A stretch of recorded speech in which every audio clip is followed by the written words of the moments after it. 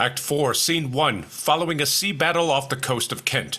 Enter a lieutenant, a shipmaster, the master's mate, and Walter Whitmore, with their prisoners, one of whom is Suffolk in disguise.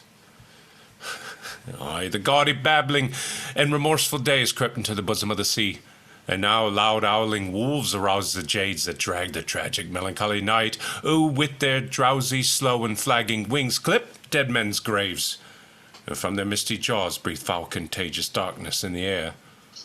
Therefore, bring forth the soldiers of our prize, for whilst our pinnace anchors in the downs, ere shall they make their ransom on the sand, or with their blood stain this discoloured shore. Master, this prisoner freely I give thee, and thou, that art his mate, make boot of this. The other, Walter Whitmore, is thy share. What is my ransom, master? Let me know. 1,000 crowns, or else lay down your head. And so much shall you give, or off goes yours. What, think you much to pay 2,000 crowns and bear the name and port of gentlemen, huh? Cut both the villains' throats, for die ye shall. The lives of those which we have lost in fight be counterpoised with such a petty sum. I'll give it, sir, and therefore spare my life. And so will I, and right its home for it straight. I lost mine eye in laying the prize aboard, and therefore to revenge it shalt thou die. And so should these, if I might have my will. Be no so rash. Take ransom, let him live. Look on my George, I'm a gentleman, rate me at what thou wilt, thou shalt be paid. And so am I. My name is Walter Whitmore. How now? Why start'st thou? What, doth death affright? Thy name affrights me, and whose sound is death. A cunning man did calculate my birth and told me that by water I should die. Yet let not this make thee be bloody-minded. Thy name is Gaultier, being rightly sounded. Gautier or Water, which it is, I care not. Never yet did base dishonor blur our name. With our sword we wipe away the blot.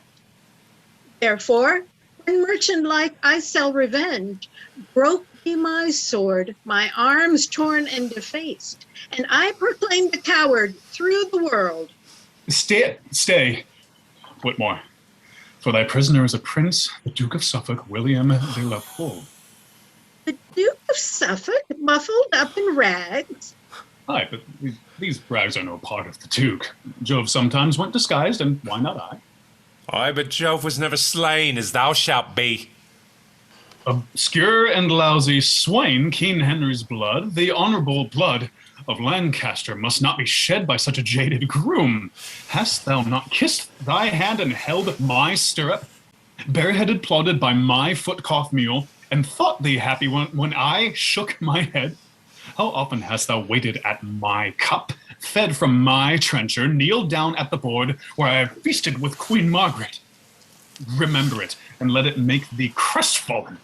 Aye, and ally this thy abortive pride. How in our voiding lobby hast thou stood and duly waited for my coming forth?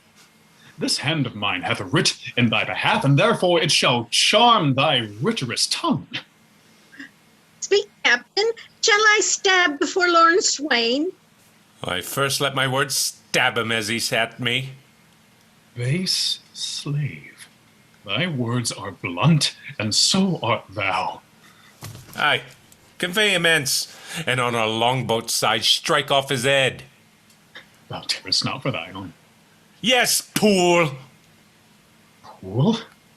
Poole! Sir Poole! Lord, I ken him puddle sink, whose filth and dirt troubles the silver sing where England drinks. Nor will I dam up this thy yawning mouth for swallowing the treasure of the realm.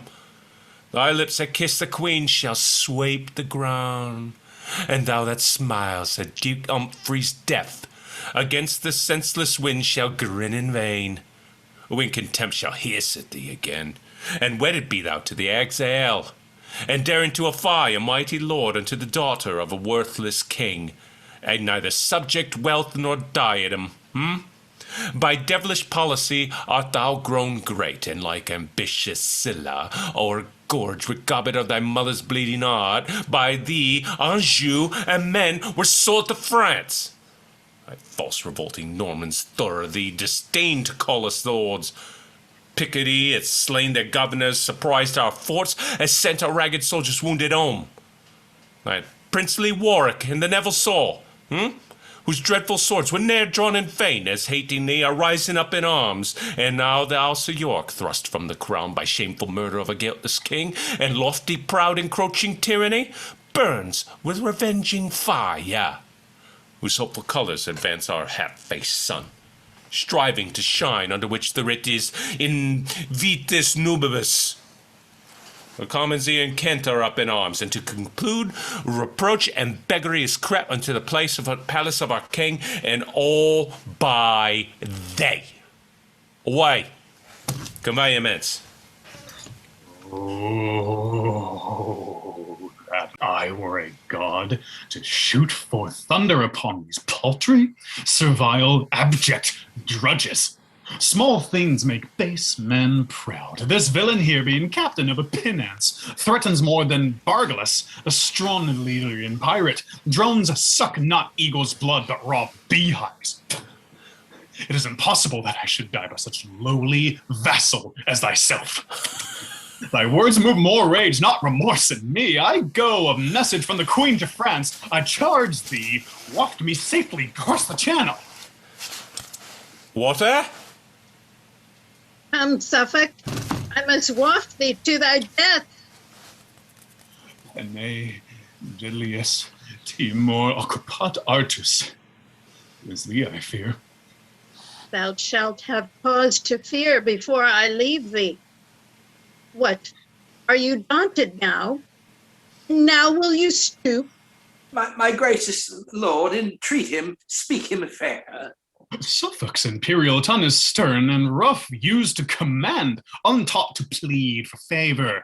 Far be it we should honor such as these without humble suit. No, rather let my head stoop to the block than these knees bow to any save to the God of heaven and to my king, and sooner dance upon a bloody pole than stand uncovered to the vulgar groom. True nobility is exempt from fear. More can I bear than you dare execute. Hail him away, and let him talk no more. Come, soldiers, show what cruelty you can, that this my death may never be forgot. Great men oft die by vile Bezonians. A Roman sworder and bandito slave murdered sweet Tully, Brutus's bastard hand, stabbed Julius Caesar, savage islanders, Pompey the Great, and Suffolk dies by pirates. And as for these whom ransom we have set, it is our pleasure one of them depart. Therefore, come you with us and let him go.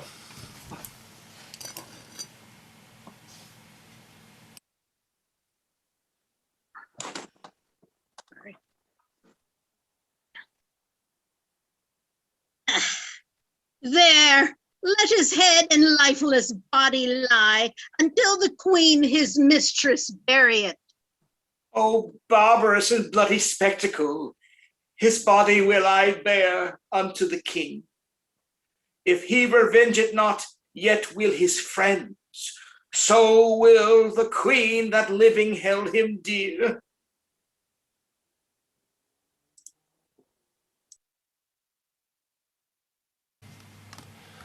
Act 4, Scene 2, a town square in Blackheath. Enter Beavis and John Holland with staves. Come and get thee a sword, though made of a lathe. They have been up these 2 days. They have the more need to sleep now, then. I tell thee, Jack Kay, the clothier, means to dress the Commonwealth and turn it and set a new nap upon it. So he had need, for 'tis threadbare. Well, I say it was never merry wold in England since gentlemen came up. Oh, miserable age, virtue is not regarded in handicraftsmen. The nobility think scorn to go in leather aprons. Nay, more, the king's council are no good workmen. True, and yet it is said, labour in thy vocation, which is as much to say as, let the magistrates be labouring men, and therefore should we be magistrates. Ah, thou hast hit it, for there's no better sign of a brave mind than a hard hand. I see 'em. There's Best Son, the tenor of Wingham. We shall have the skins of our enemies to make dog's leather of. And Dick the Butcher. Well, then is sin struck down like an ox, and iniquity's throat cut like a calf. And Smith the Weaver. Our goal, their thread of life, is spun. Come, let's fall in with them.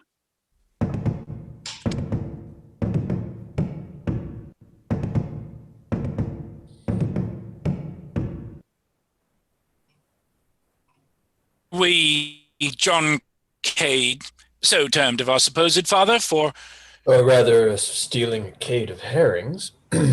for our enemy shall fall before us, inspired with the spirit of putting down kings and princes. Command silence. Rats!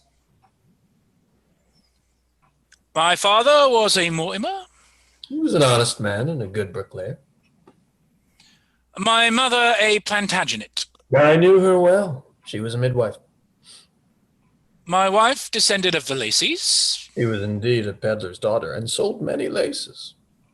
But now of late, not able to travel with her furred pack, she washes bucks here at home.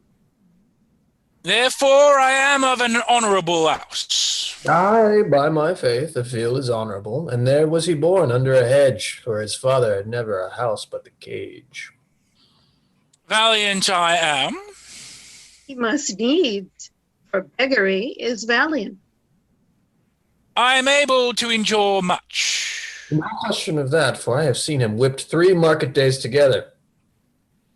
I fear neither sword nor fire. He need not fear the sword, for his coat is of proof. But methinks he should stand in fear of fire being burnt in the hand for stealing of sheep. Be brave, then, for your captain is brave and vows reformation. There shall be in England 7 halfpenny loaves sold for a penny. Yeah. The 3-hooped pot shall have 10 hoops, and I will make it felony to drink small beer. All the realm shall be in common, and in Cheapside shall my palfrey go to grass. And when I am king, as king I will be. God save your majesty. I thank you, good people. There shall be no money. All shall eat and drink on my score, and I will apparel them all in one livery, that they may agree like brothers and worship me as their lord. The first thing we do, let's kill all the lawyers. Nay, that I mean to do. Is it not this lamentable thing, that of the skin of an innocent lamb should be made parchment? That parchment, being scribbled o'er, should undo a man?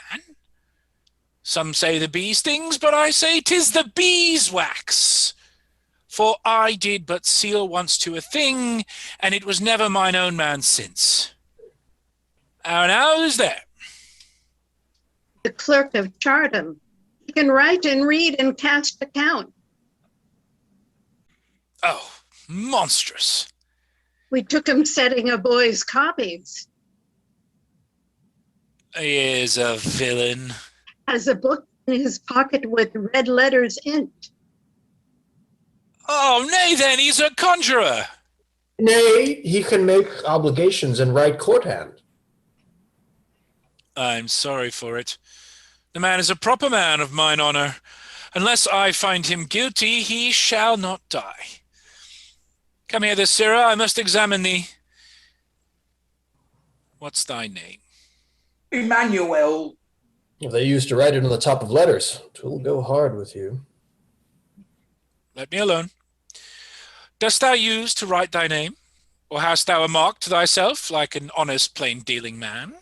Sir, I thank God I have been so well brought up that I can write my name. He has confessed. Away with him. He's a villain and a traitor. Away with him, I say. Hang him with his pen and an inkhorn round his neck. Where's our general? Here I am, thou particular fellow. Fly! Secretary Stanford and his brothers are hard by with the king's forces. Stand, villain, stand, or I'll fell thee down. He shall be encountered with a man as good as himself. He is but a knight, is he?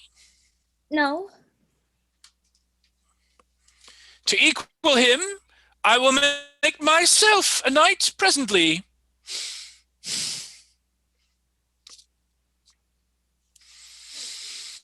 Rise, Sir John Mortimer. Now, have at him. Rebellious hinds, the filth and scum of Kent, marked for the gallows, lay your weapons down. Home to your cottages, forsake this groom. The king is merciful if you revolt.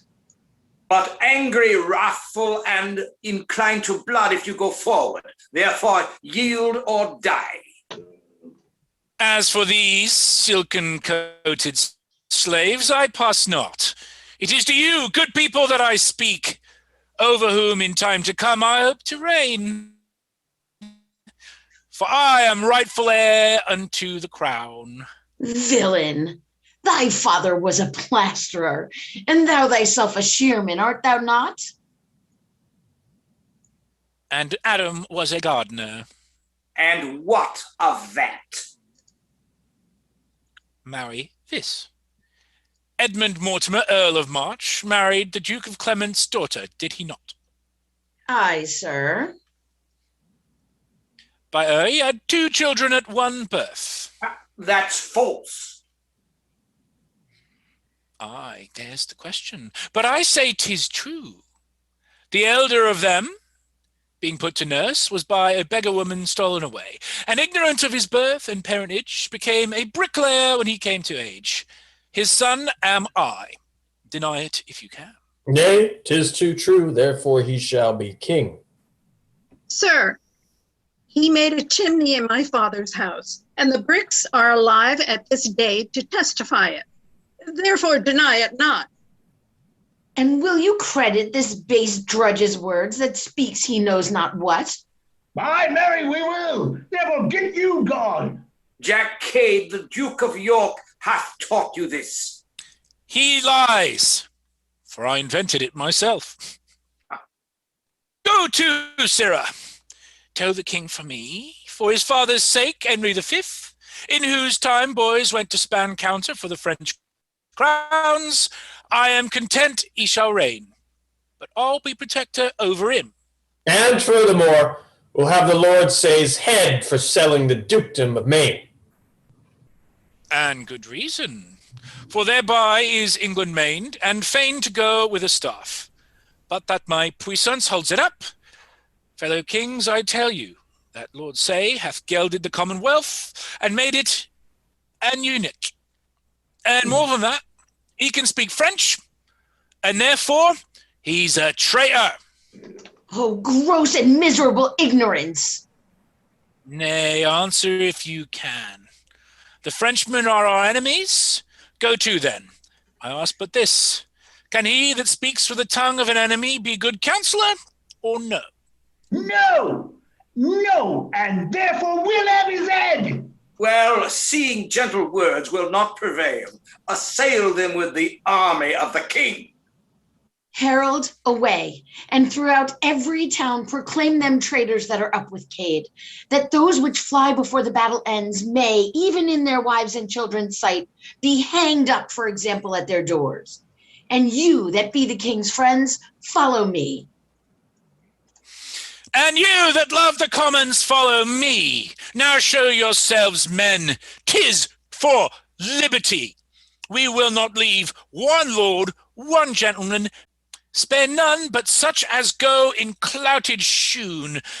for they are thrifty, honest men, and such as would, but they dare not take our parts. They're all in order and march toward us. But then are we in order when we are most out of order? Come, march forward!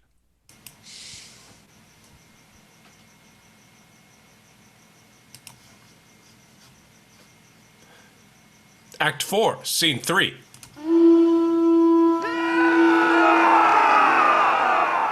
Another part of Blackheath, following a fight wherein both the Staffords were slain. Enter Cade and Dick the Butcher. Where's Dick, Butcher of Ashford? Here, sir. They fell before thee like sheep and oxen, and thou behavest thyself as if thou hadst been in thine own slaughterhouse. Therefore, thus will I reward thee. The Lent shall be as long again as it is, and thou shalt have license to kill for 100, lacking 1. I desire no more. And to speak truth, thou deserves no less. This monument of the victory I will bear.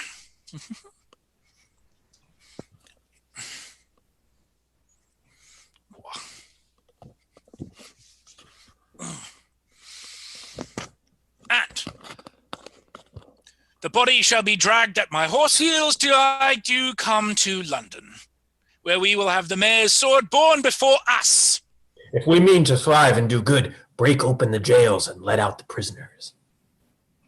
Fear not that, I warrant thee. Come, let's march towards London.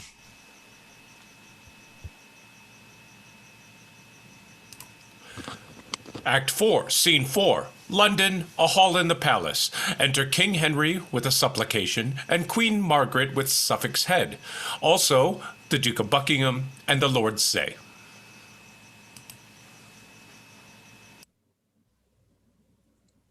I have heard that grief softens the mind and makes it fearful and degenerate.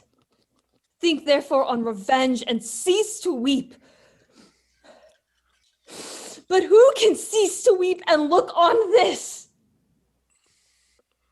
Here may his head lay on my throbbing breast, but where's the body that I should embrace?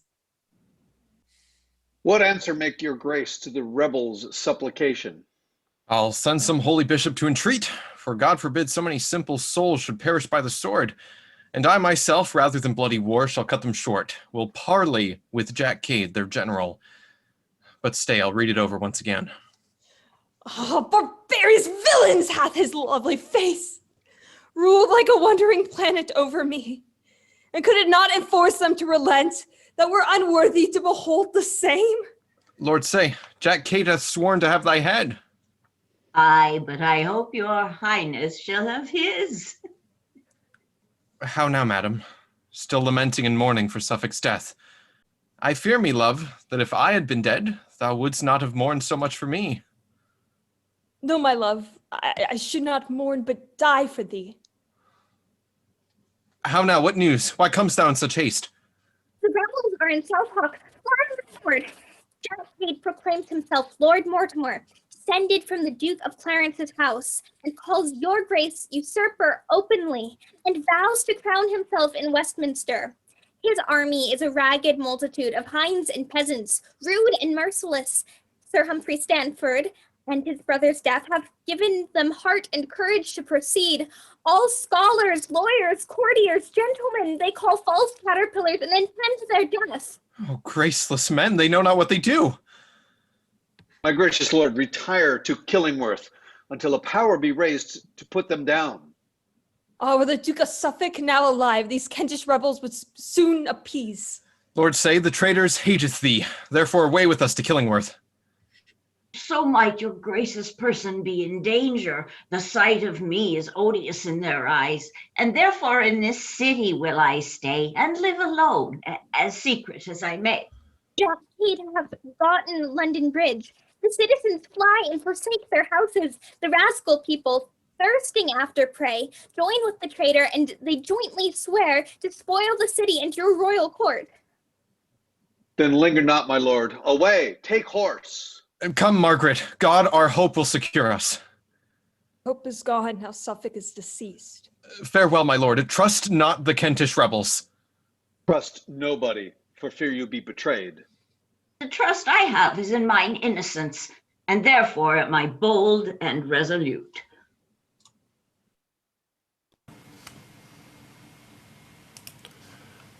Act 4, Scene 5, before the Tower of London.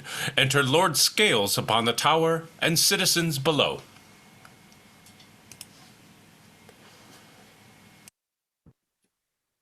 How now? Is Jack Cade slain? No, my lord, nor likely to be slain, for they have won the bridge, killing all those that withstand them. The Lord Mayor craves aid of your honor from the tower to defend the city from the rebels. Such aid as I can spare, you shall command. But I am troubled here with them myself. Rebels have essayed to win the tower. Get you to Smithfield and gather head, and thither I will send you Matthew Goff. Fight for your king, your country, and your lives. And so farewell, for I must hence again.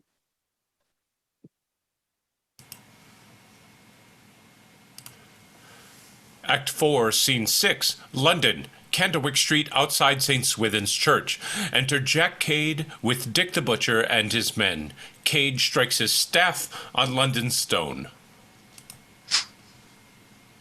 Now is Mortimer lord of this city, and here sitting upon London stone, I charge and command that of the city's cost, the pissing conduit run nothing but claret wine this first year of our reign. And now henceforth it shall be treason for any that calls me other than Lord Mortimer. Jack Cade! Jack Cade! Knock him down there! This fellow be wise, he'll never call you Jack Cade more. I think he hath a very fair warning. My lord, there's an army gathered together in Smithfield. Come then. Let's go fight with them. But first, go and set London Bridge on fire. And if you can, burn their tower down too. Come, let's away.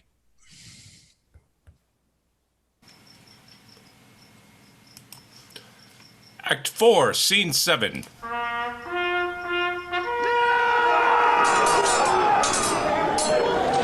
London, a street in Smithfield following a fight wherein Matthew Goff was slain.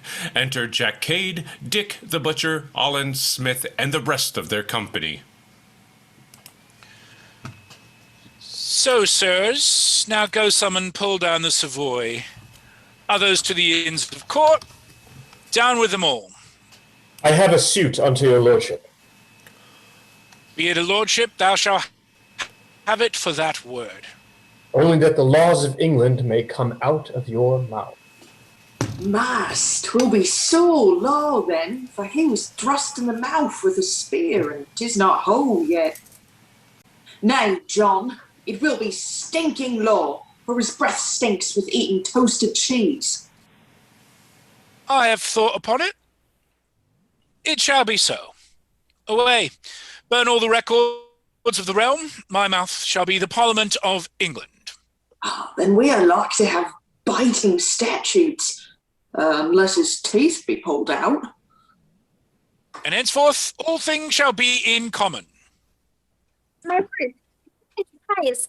Here's the Lord say, which sold the towns in France. He that made us pay 1 20 15s and 1 shilling to the pound, the last subsidy.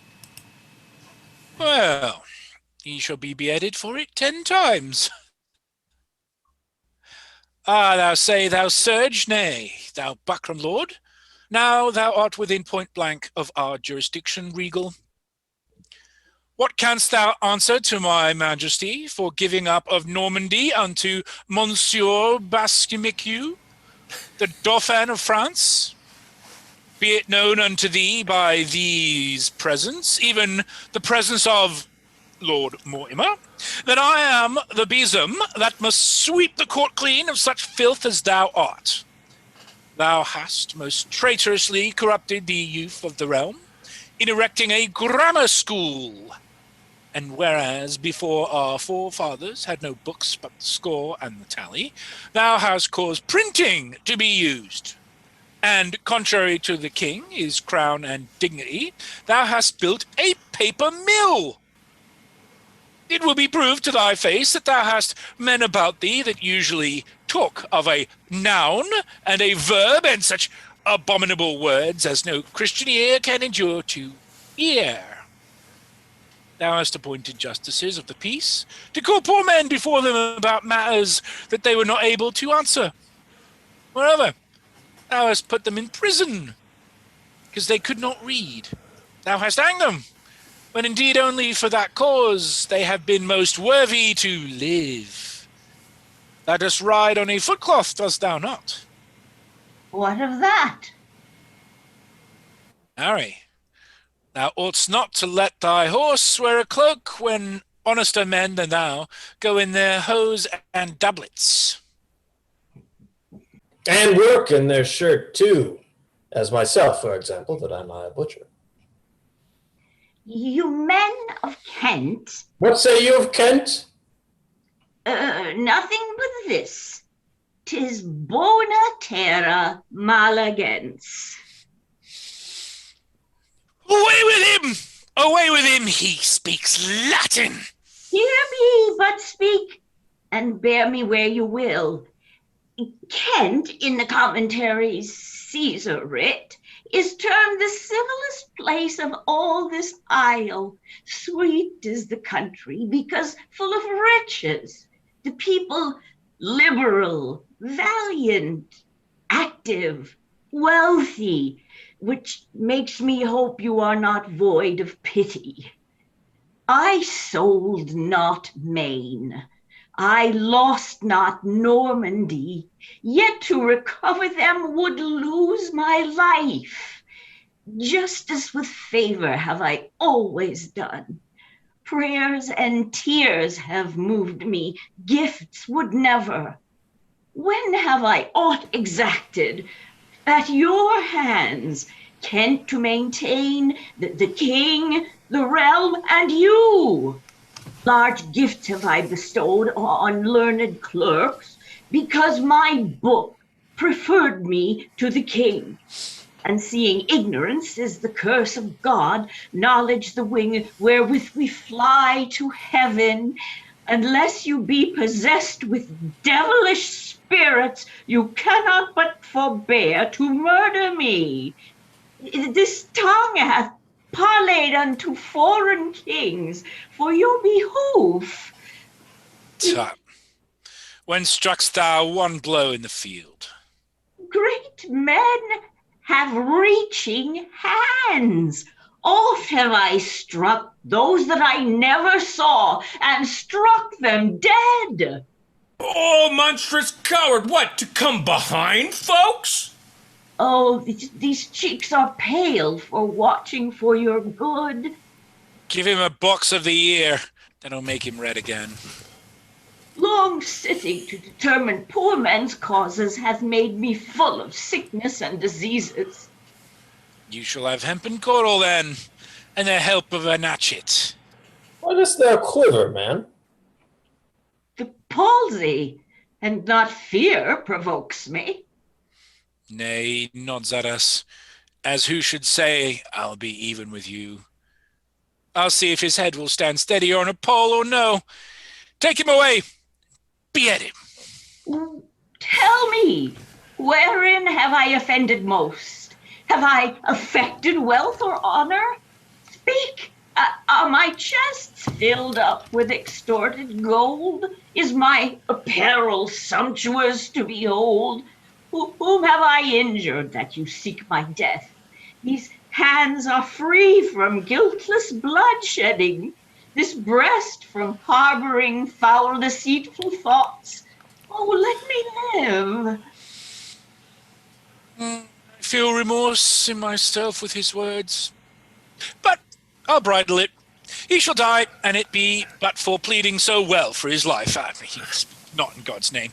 Go, take him away, I say, and strike off his head presently. And then, break into his son-in-law's house, Sir James Cromer, and strike off his head and bring them both on 2 poles hither. It shall be done. Ah, countrymen, if when you make your prayers God should be so obdurate as yourselves, how would it fare with your departed souls? And therefore yet relent and save my life. Away with him and do as I command you. The proudest peer in the realm shall not wear a head on his shoulders unless he pay me tribute. There shall not be a maid married, but she shall pay me her maidenhead ere they have it. Men shall hold of me in capite. We shall charge and command that their wives be as free as art as can wish or tongue can tell. My lord, when shall we go to Cheapside and take our commodities upon our bills? Marry, presently. Oh, brave!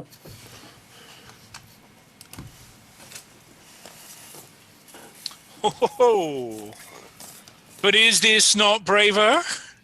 Let them kiss one another, for they loved well when they were alive.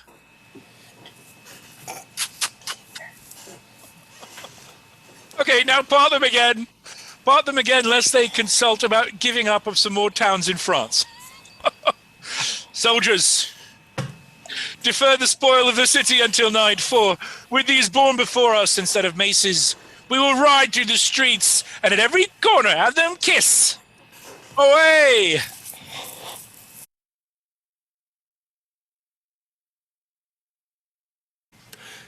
Act 4, Scene 8. A square before the White Hart in Suffolk. Enter Cade with his army in disarray. This street down St. Magnus Corner, kill and knock down, throw him into the Thames. What noise is this I hear? Dare any be so bold to sound a retreat or parley when I command them to kill? Aye. Here they be that dare and will disturb thee. No, Cade, we come ambassadors from the king unto the commons whom thou hast misled, and here pronounce free pardon to them all that will forsake thee and go home in peace. What say you, countrymen? Will you relent and yield to mercy whilst 'tis offered you? Or let a rabble lead you to your deaths? Who loves the king and will embrace his pardon, fling up his cap and say, God save his majesty. Who hateth him and honors not his father, Henry V, that made all France to quake. Shake he his weapon at us and pass by. Go and save the king! Go and save the king! What?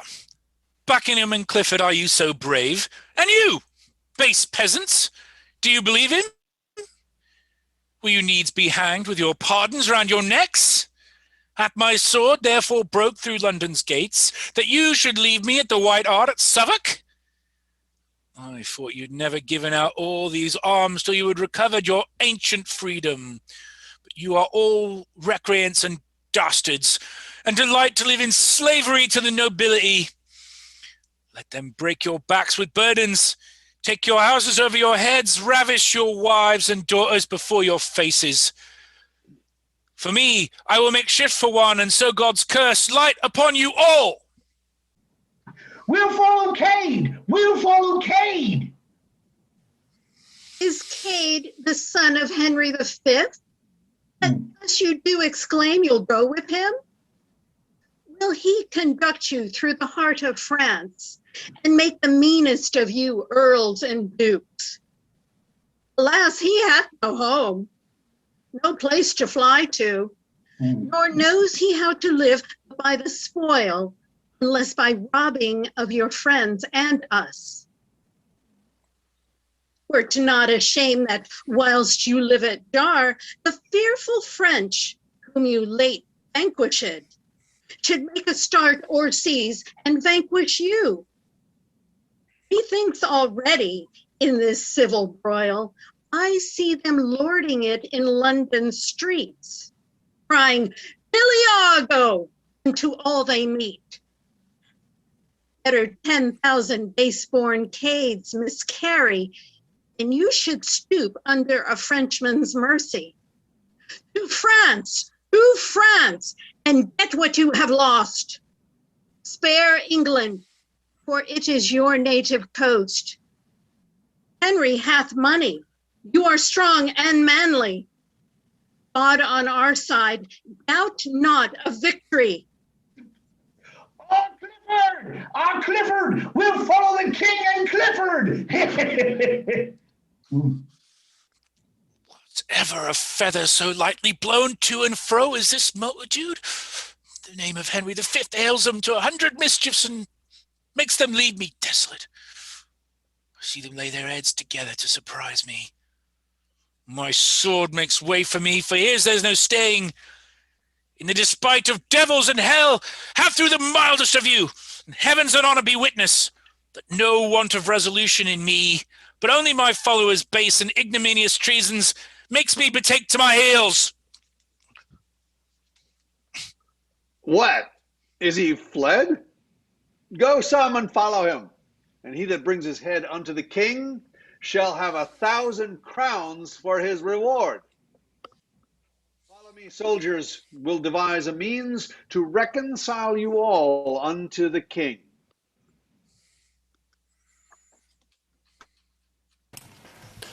Act 4, Scene 9. Upon the walls of Killingworth Castle. Enter King Henry, Queen Margaret, and Somerset. Was ever king that joyed an earthly throne, and could command no more content than I? No sooner was I kept out of my cradle, but I was made a king at 9 months old. Was never subject long to be a king, as I do long and wish to be a subject. Health and glad tidings to your majesty. Why, Buckingham, is the traitor Cade surprised, or is he but retired to make him strong? He is fled, my lord, and all his powers do yield, and humbly thus, with halters on their necks, expect your highness's doom of life or death. Then heaven set ope their everlasting gates to entertain my vows of thanks and praise. Soldiers, this day have you redeemed your lives and showed how well you love your prince and country. Continue still in this so good a mind, and Henry, though he be infortunate, assure yourselves will never be unkind. And so with thanks and pardon to you all, I do dismiss you to your several countries. God save the king! God save the king! Please that your grace be advertised. The Duke of York is newly come from Ireland, and with a puissant and mighty power of gallows glasses and stout kerns is marching hitherward in proud array, and still proclaimeth as he comes along, his arms are only to remove from thee the Duke of Somerset, who he terms a traitor. Thus stands my state twixt Cade and York distressed, like to a ship that having scaped a tempest is straightway calmed and boarded with a pirate. But now is Cade driven back, his men dispersed, and now is York in arms to second him. I pray thee, Buckingham, go and meet him, and ask him what's the reason of these arms. Tell him I'll send Duke Edmund to the Tower, and Somerset we will commit thee thither, until his army be dismissed from him. My lord, I'll yield myself to prison willingly, or unto death to do my country good. In any case, be not too rough in terms, for he is fierce and cannot brook hard language. I will, my lord, and doubt not so to deal, as all things shall redound unto your good. Come, wife, let's in, and learn to govern better, for yet may England curse my wretched reign.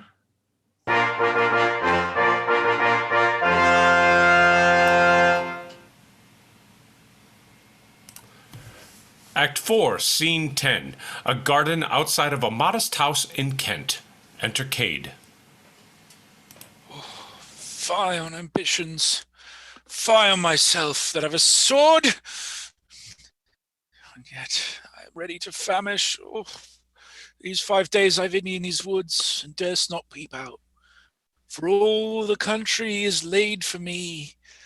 But now am I so hungry that if I might have a lease of my life for 1,000 years, I could stay no longer. Wherefore over a brick wall I have climbed into this garden to see if I can eat grass or pick a salad another while, which is not amiss to cool a man's stomach this hot weather. And I think this word salad was born to do me good. For many a time, but for a salad, my brain pan have been cleft with a brown bill, and many a time when I have been dry and bravely marching, it has served me instead of a quart pot to drink in. And now the word salad must serve me to feed on. Lord, who would live turmoiled in the court and may enjoy such quiet walks as these? The small inheritance my father left me contenteth me, and worth a monarchy. I seek not to wax great by others' waning, or gather wealth. I care not with what envy. Sufficeth that I have maintains my state, and sends the poor well pleased from my gate. Here's the lord of the soil come to seize me for a stray, for entering his fee simple without leave. Ah, villain! Thou wilt betray me and get 1,000 crowns of the king by carrying my head to him. But I'll make thee eat iron like an ostrich and swallow my sword like a great pin ere thou and I part. Why, rude companion, whatsoe'er thou be, I know thee not. Why then should I betray thee? Is not enough to break into my garden and like a thief to come to rob my grounds, climbing my walls in spite of me, the owner, but thou wilt brave me with these saucy terms? Brave thee? Aye, by the best blood that ever was broached, and beard thee too. Look on me well. I have eaten no meat these 5 days. Yet come thou and thy 5 men, and if I do not leave you all as dead as a doornail, I pray God I may never eat grass more. Nay, it shall ne'er be said while England stands that Alexander Iden, an esquire of Kent, took odds to combat a poor famished man. Oppose thy steadfast gazing eyes to mine. See if thou canst outface me with thy looks. Set limb to limb, and thou art far the lesser. Thy hand is but a finger to my fist. Thy leg a stick compared with this truncheon. My foot shall fight with all the strength thou hast, and if mine arm be heaved in the air, thy grave is digged already in the earth. As for words, whose greatness answers words, let this my sword report what speech forbears. By my valor, the most complete champion that ever I heard. Steel, if ever thou turn the edge, or cut not out the burly-boned clown in chines of beef, ere thou sleep in thy sheath, I beseech God on my knees thou mayst be turned to hobnails.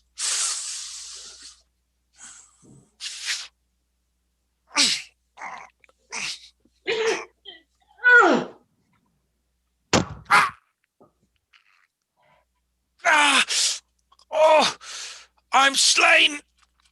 Famine and no other has slain me. Let 10,000 devils come against me and give me but the 10 meals I've lost, and I defy them all with a garden, and be henceforth a burying place to all that do dwell in this house, because the unconquered soul of Cade is fled. Is Cade that I have slain? That monstrous traitor? Sword, I will hallow thee for this thy deed, and hang thee o'er my tomb when I am dead. Ne'er shall this blood be wiped from thy point, but thou shalt wear it as a herald's coat, to emblaze the honor that thy master got. Iden, farewell, be proud of thy victory. Tell Kent from me she has lost her best man, and exhort all the world to be cowards. For I that never feared any am vanquished by famine, and not by valor. How much thou wrong'st me, heaven be my judge. Die, damned wretch, the curse of her that bare thee. And as I thrust thy body with my sword, so wish I might thrust thy soul to hell. Hence I will drag thee headlong by the heels unto a dunghill, which shall be thy grave, and there cut off thy most ungracious head, which I will bear in triumph to the king, leaving thy trunk for crows to feed upon.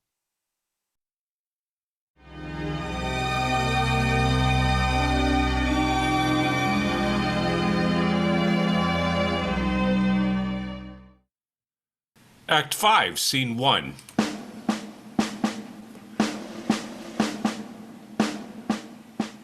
The fields between Dartford and Blackheath.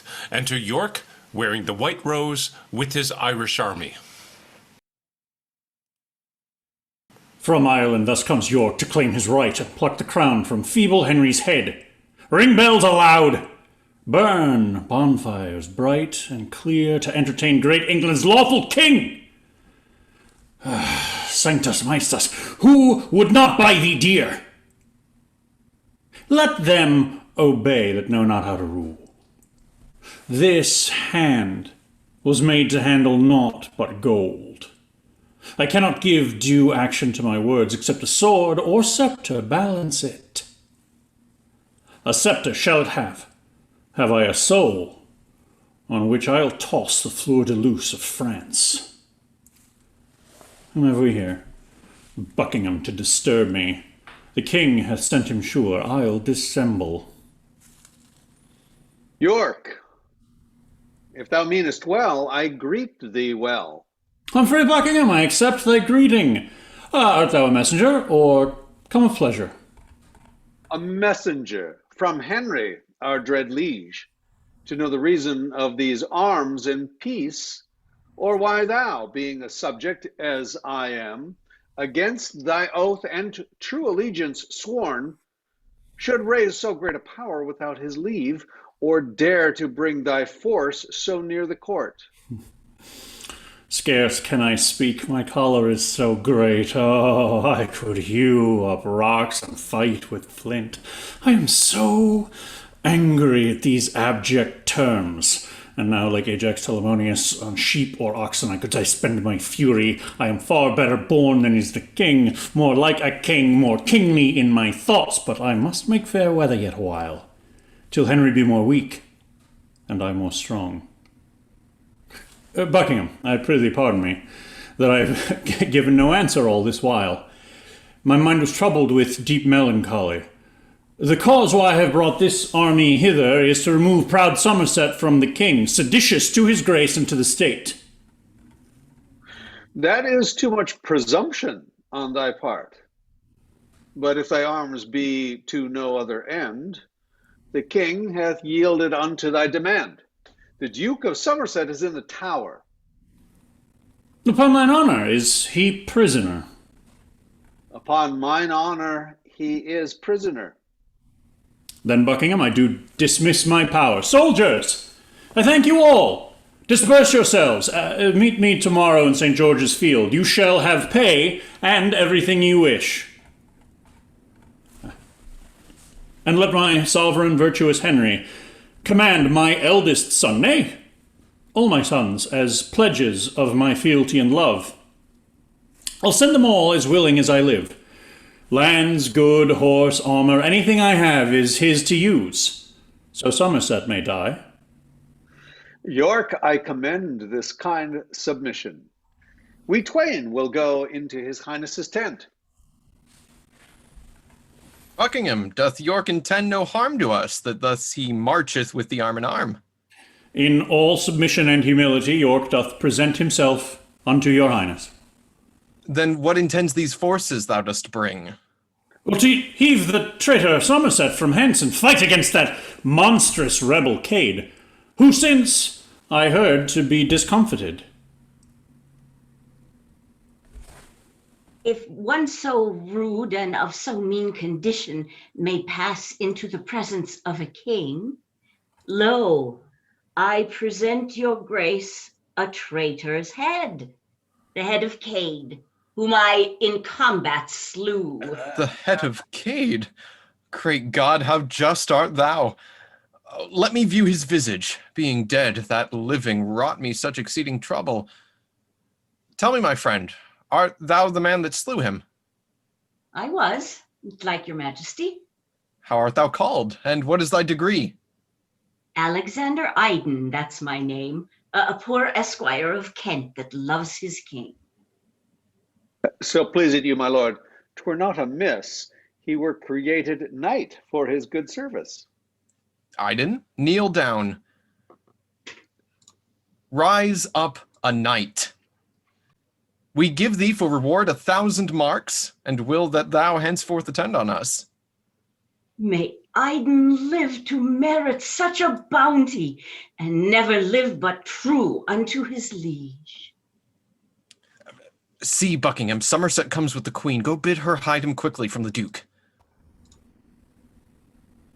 For 1,000 Yorks he should not hide his head, but boldly stand and front him to his face. How now? Is Somerset at liberty?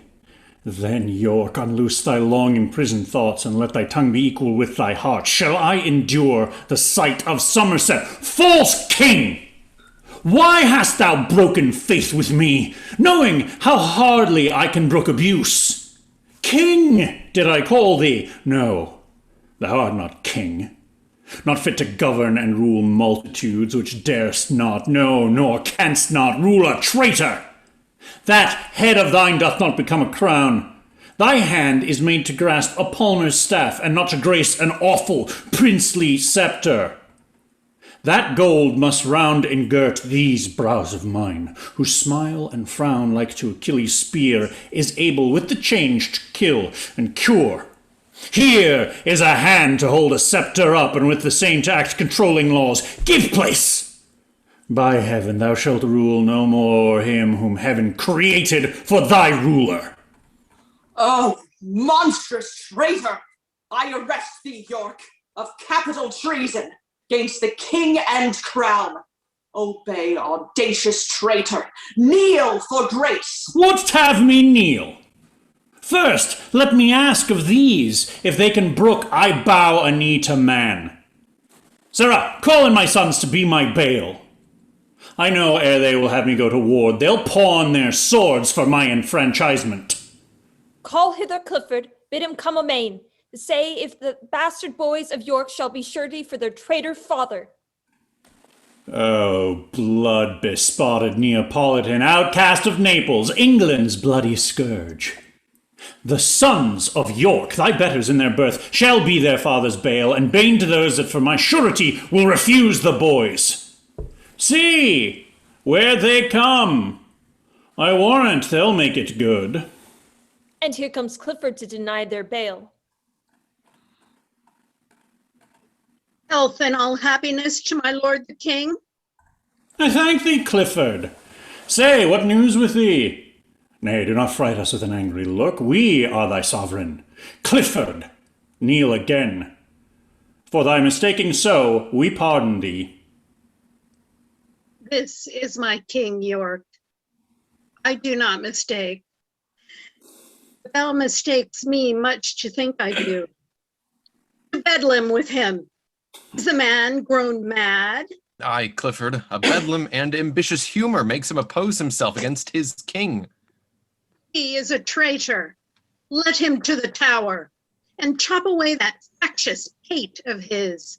He is arrested, but will not obey. His sons, he says, shall give their words for him. Will you not, sons? Aye, noble father, if our words will serve. And if words were not, our weapons shall. Why, what a brood of traitors have we here?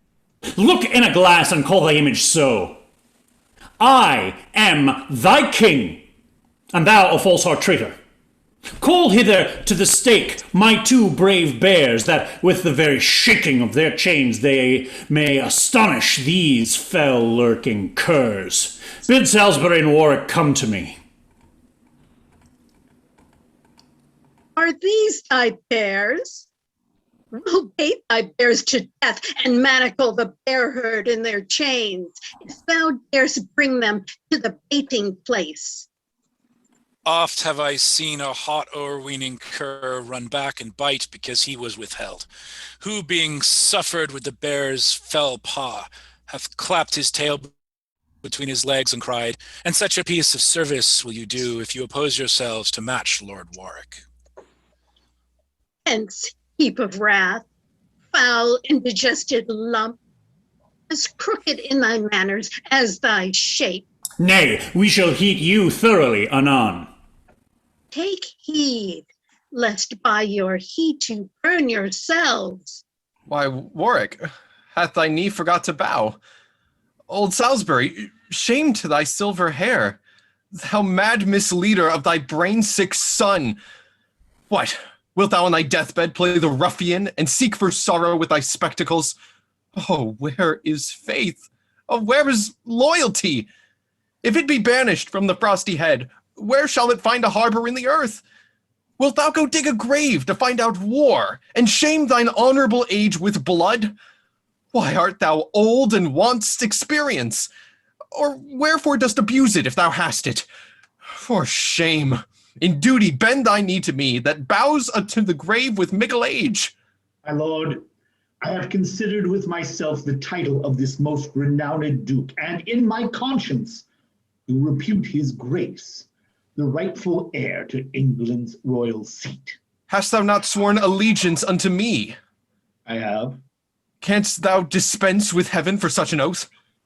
It is a great sin to swear unto a sin, but greater sin to keep a sinful oath. Who can be bound by any solemn vow to do a murderous deed, to rob a man, to force a spotless virgin's chastity, to reave the orphan of his patrimony, to wring the widow from her customed right, and have no other reason for this wrong but that he was bound by a solemn oath? A subtle traitor needs no sophister. Call Buckingham and bid him arm himself. Call Buckingham, and all the friends thou hast. I am resolved for death or dignity. The first I warrant thee, if dreams prove true. You were best to go to bed and dream again, to keep thee from the tempest of the field. I am resolved to bear a greater storm than any thou canst conjure up today. And that I'll write upon thy burgonet, might I but know thee by thy house's badge. Now by my father's badge, old Neville's crest, the rampant bear chained to the ragged staff, this day I'll wear aloft my burgonet, as on a mountaintop the cedar shows that keeps his leaves in spite of any storm, even to fright thee with the view thereof. And from thy burgonet I'll rend thy bear, and tread it underfoot with all contempt, despite the bear herd that protects the bear. And so to arms, victorious father, to quell the rebels and their accomplices. Fie, charity for shame. Speak not in spite, for you shall sup with Jesu Christ tonight. How stigmatic, and that's more than thou canst tell. If not in heaven, you'll surely sup in hell.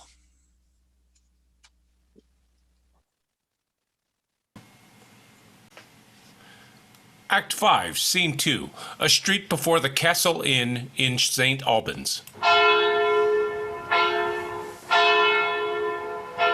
Enter Warwick, wearing the white rose. Clifford of Cumberland, 'tis Warwick calls, and if thou does not hide thee from the bear, now when the angry trumpet sounds alarum, and the dead man's cries do fill the empty air. Clifford, I say come forth and fight with me. proud northern lord, Clifford of Cumberland. Warwick is hoarse with calling thee to arms. How now, my noble lord? What, all afoot? The deadly-handed Clifford slew my steed, but match to match I have encountered him and made a prey for carrion kites and crows, even of the bonny beast he loved so well. Of one or both of us the time has come. Hold, Warwick.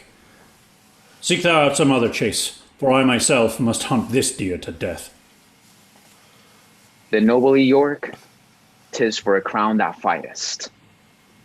As I intend, Clifford, to thrive today, it grieves my soul to leave thee unassailed. What seest thou in me, York? Why dost thou pause? With thy brave bearing should I be in love, but that thou art so fast mine enemy.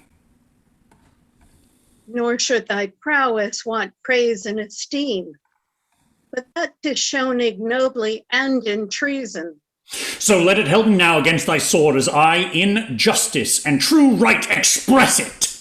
My soul and body on the action both. Oh, dreadful lay, address thee instantly.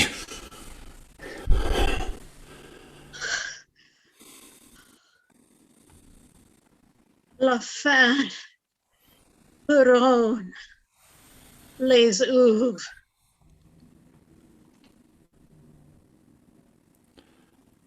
Thus war hath given thee peace, for thou art still. Peace with his soul, heaven, if it be thy will. Shame and confusion, all is on the rock. Fear frames disorder, and disorder wounds where it should guard.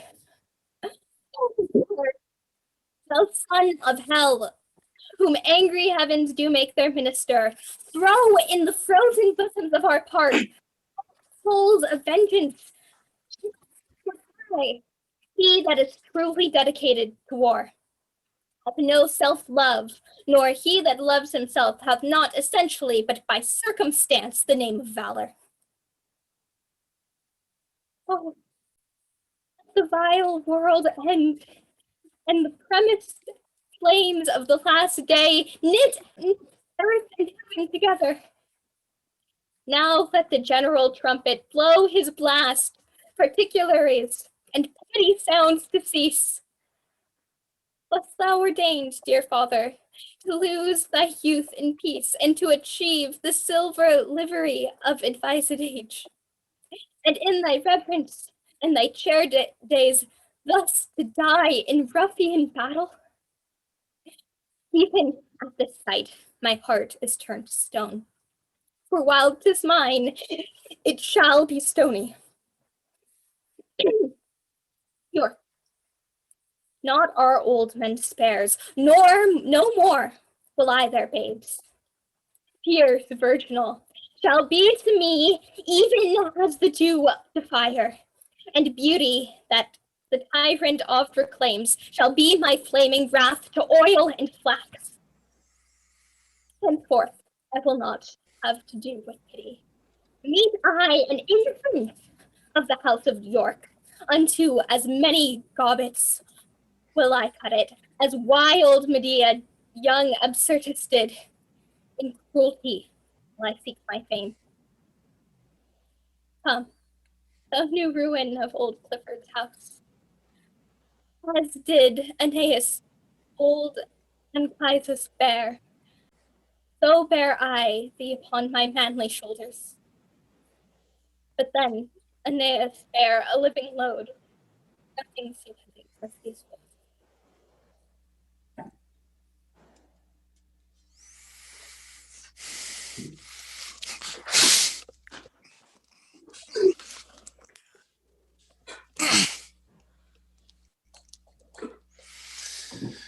So, lie thou there, for underneath an alehouse's paltry sign, the castle in St. Albans, Somerset, hath made the wizard famous in his death. Sword, hold thy temper. Heart, be wrathful still. Priests pray for enemies. but princes kill.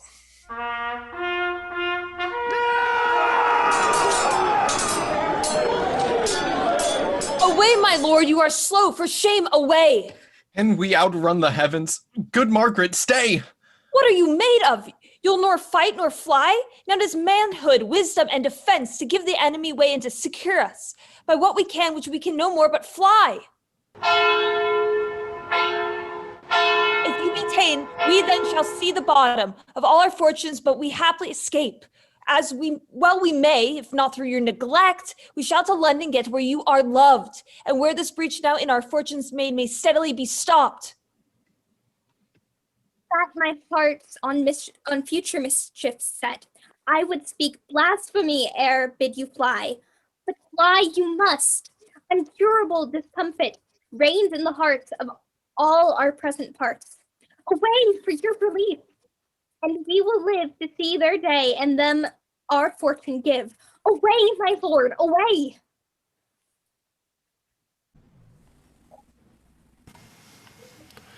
Act 5, Scene 3, a field outside of St. Albans.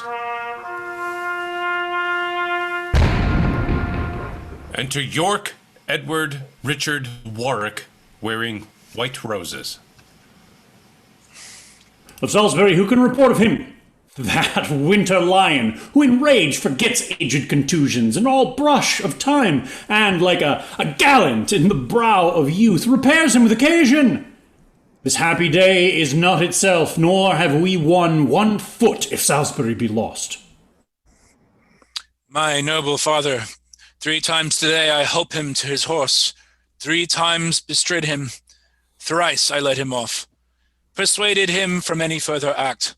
But still where danger was, still there I met him, and like rich hangings in a homely house, so was his will in his old feeble body, but noble as he is, look where he comes. Now by my sword well hast thou fought today. And by the mass, so did we all. I thank you, Richard. God knows how long it is I have to live, and it hath pleased him that 3 times today you have defended me from imminent death. Well, lords, we have not got that which we have.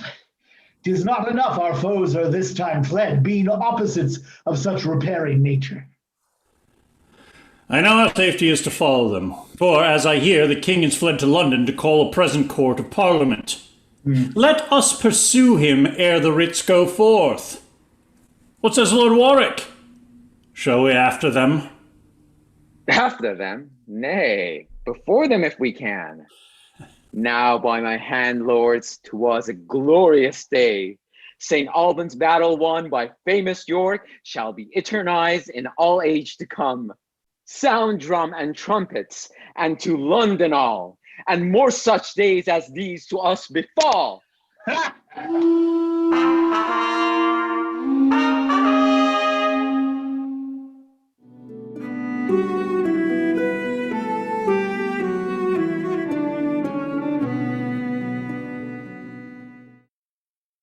We hope you enjoyed our reading of Henry VI, Part 2. Let's call our players back.